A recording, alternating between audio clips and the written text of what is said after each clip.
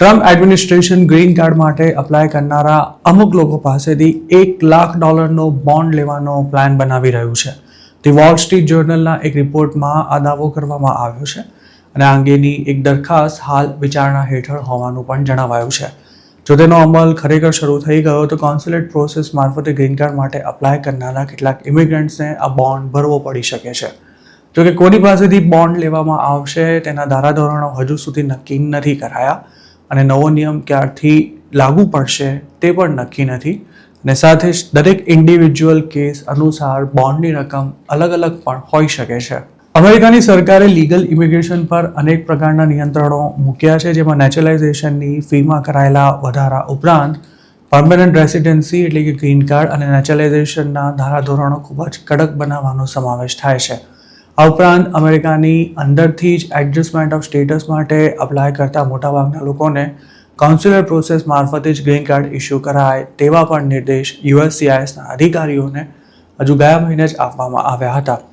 જે ઇમિગ્રન્ટ અમેરિકાની સરકાર પર બોજ બને તેમ હોય, મતલબ કે સરકારી યોજનાઓનો લાભ લઈ શકે તેમ હોય અથવા તો લઈ રહ્યા હોય, તેમને ગ્રીન કાર્ડ નહીં મળે તે સુનિશ્ચિત કરવા માટે પણ સરકારે જણાવી દીધું છે અને જેમણે આવી કોઈ વેલફેર સ્કીમનો લાભ લીધો છે તેમની એપ્લિકેશન પણ હવે રિજેક્ટ થઈ શકે છે.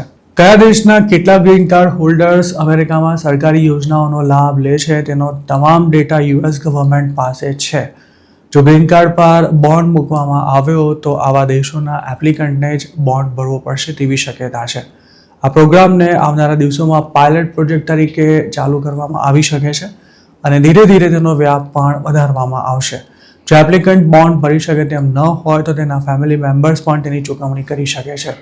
આ મામલા સાથે સંકળાયેલા અમુક સૂત્રોએ વોલ સ્ટ્રીટ જર્નલને જણાવ્યું હતું કે જેમની પાસેથી બોન્ડ લેવામાં આવશે તેમને તેની રકમ સિટીઝન બન્યા બાદ પરત આપી દેવાશે. મતલબ કે બોન્ડ ભરનારાએ પૈસા પાછા મેળવવા કમસે કમ 5 વર્ષ સુધી રાહ જોવી પડશે. સ્ટેટ ડિપાર્ટમેન્ટના પ્રવક્તા ટોમી પેગટે આ મામલે ટાઈમ મેગેઝિનને આપેલા એક સ્ટેટમેન્ટમાં જણાવ્યું હતું કે પ્રેસિડેન્ટ ટ્રમ્પે વાત ક્લિયર કરી દીધી છે કે અમેરિકામાં માઇગ્રેટ થવા માંગતી વ્યક્તિ આર્થિક રીતે પગભર અને અમેરિકન ટેક્સ પેયર્સના પૈસા પર જીવવાને બદલે દેશની ઇકોનોમીમાં પ્રદાન આપી શકે તેમ હોય તે જરૂરી છે.